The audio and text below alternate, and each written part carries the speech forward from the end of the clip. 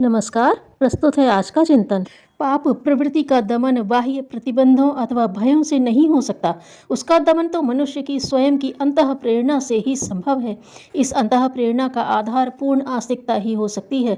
जब मनुष्य को यह निश्चय हो जाएगा कि ईश्वर सर्वव्यापक है, न्यायशील तथा सर्वशक्तिमान है, सबके प्रत्यक्ष अथवा अप्रत्यक्ष अच्छे बुरे कर्मों का साक्षी है, देखने और जानने वाला है, तो वह चोरी से भी पाप कर्म करने से बचेगा।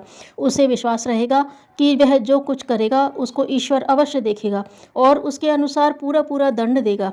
ईश्वर के अस्तित्व, उनकी सर्वव्यापकता और न्यायशीलता में निश्चय हुए बिना मनुष्य के लिए सहज संभव नहीं कि वह अज्ञानवश सुंदर, सुखकर तथा लाभ कर दिखाई देने वाले पापों के आकर्षण से बचा रह सके, जो मनुष्य को हठात अपनी ओर खींच ही लेते हैं। इसकी रक्षा का एकमात्र उपाय सच्ची और संपूर्ण आस्तिकता ही है। पाप का बीज विचारों में रहता है और उसकी परिणति कर्मों में होती है। अंतःकरण में कुविचार उठते ही मस्तिष्क भी उसके अनुसार योजना रचने लगता है, जिसे शरीर और इंद्रियों की सहायता से अनायास ही कार्यान्वित कर डालता है। यद्यपि इस प्रक्रिया के बीच बीच में राजदंड और समाज का भय भी काम करता रहता है, किंतु निर्बल नैतिकता के कारण वह कुछ अधिक उपयोगी सिद्ध नहीं हो पाता।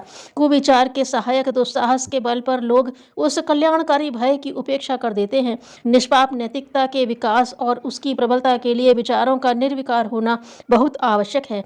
ईश्वर की सर्वव्यापकता, सर्वशक्तिमत्ता और निष्पक्ष न्यायशीलता का निश्चय किए बिना अनैतिक विचारों को रोका नहीं जा सकता। कुविचारों पर अंकुश रखना तभी संभव होगा जब कर्मफल, स्वर्ग नरक, लोक परलोक, पुनर्जन्म और अधम योनियों में विश्वास हो।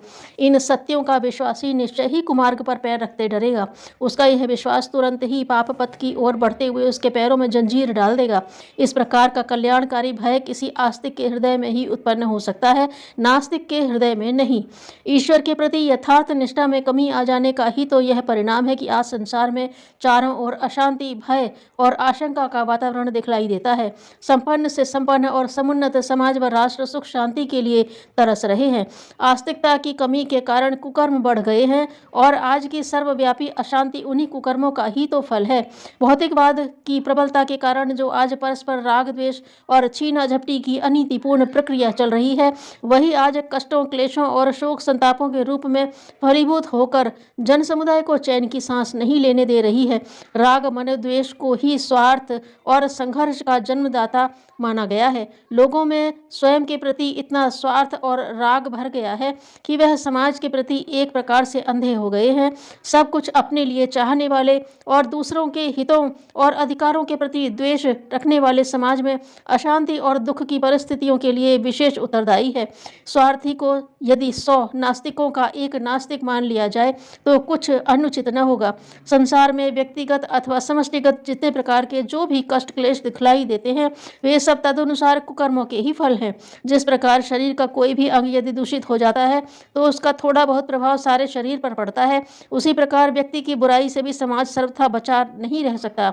जिस समाज में जितने ही दूषित, बुरे और कुकर्मी लोग बढ़ते जाते हैं, उसमें उसी अनुपात से दुखों और कष्टों की वृद्धि होती जाती है। इसीलिए व्यक्ति की बुराई से समाज को बचाने के लिए पूर्व काल में पापी के बहिष्कार अथवा सार्वजनिक निंदा की एक प्रथा प्रचलित थी। राजदंड की तरह यह सामाजिक दंड भी अपरिहार्य माना जाता था। समाज द्वारा किया जाने वाला यह बहिष्कार व सार्वजनिक घृणा का दंड मृत्युदंड से भी अधिक भयानक होता था। इसके डर से लोग किसी हद तक बुराई से बचे रहने का प्रयत्न करते थे। अब संसार के लगभग सभी समाजों से यह व्यवस्था उठ गई है।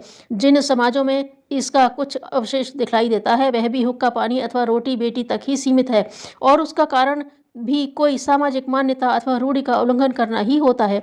असत्य, बेईमानी, चोरी, जुआ, शोषण आदि कार्यों के लिए जिनका कुप्रभाव सारे समाज की शांति और व्यवस्था पर पड़ता है, सामाजिक बहिष्कार की प्रथा अब कहीं भी दिखलाई नहीं देती।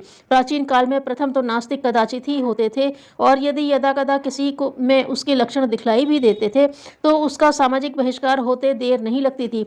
लोग उससे बोलना, बात करना, उसका संग करना अथवा किसी प्रकार का संबंध रखना पसंद नहीं करते थे। नास्तिक व्यक्ति को बड़ा पापी माना जाता था। उसका कारण यही था कि नास्तिक को लोक परलोक, स्वर्ग नरक, पुनर्जन्म और कर्म फलों में अनास्थावान माना जाता था। प्रायः नास्तिक होते भी ऐसी ही विचारधारा के थे, जिसे कर्म फलों का भय ही नहीं वह कोई भी कर्म कुकर्म करते संकोच भी क्यों करेगा। केवल भोगवादी होने के कारण इंद्रिय सुख में ही उसकी लिप्सा बनी रहने से उसका अनैतिक हो जाना कोई असंभव बात नहीं होती।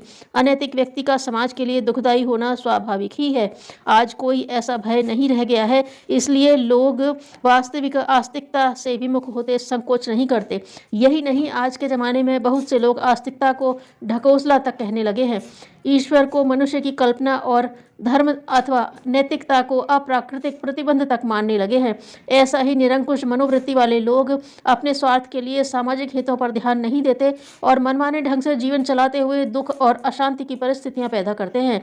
आज समाज बहिष्कार की प्रथा समाप्त सी हो गई है और राजदंड अनैतिकता एवं अपराधों को रोक सकने में पूर्णतया सफल नहीं हो पा रहा है।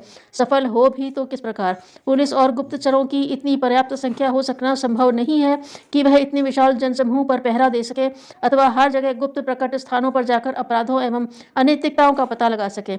ऐसी दशा में केवल एक ही सफल उपाय रह जाता है, वह है मनुष्यों की मनोभूमि का सुधार, जिससे कि उनमें न तो कोई कुविचार ही आए और न अनैतिक भावना का जन्म हो, साथ ही मनुष्य की अंतः प्रेरणा सत्कर्मों की ओर अग्रसर हो। इस पावन स्थिति को चरितार्थ करने के लिए आवश्यकता इस बात की है कि मनुष्यों में अधिक से अधिक आस्तिकता का विकास किया जाए, उसकी शिथिल होती आस्थाओं को बल प्रदान किया जाए। जिस दिन इंसान में सही मायने में आस्तिकता का विकास हो जाएगा, उसकी अंतः प्रेरणा सन्मुखी हो जाएगी। ज्यों ज्यों इस दिशा में प्रगति होती जाएगी, त्यों त्यों समाज में अशांति एवं कष्ट की परिस्थितियां कम होती जाएंगी। जिस प्रकार नास्तिकता सारे अनैतिक कर्मों की जड़ है, उसी प्रकार आस्तिकता सत्कर्मों का मूल आधार है।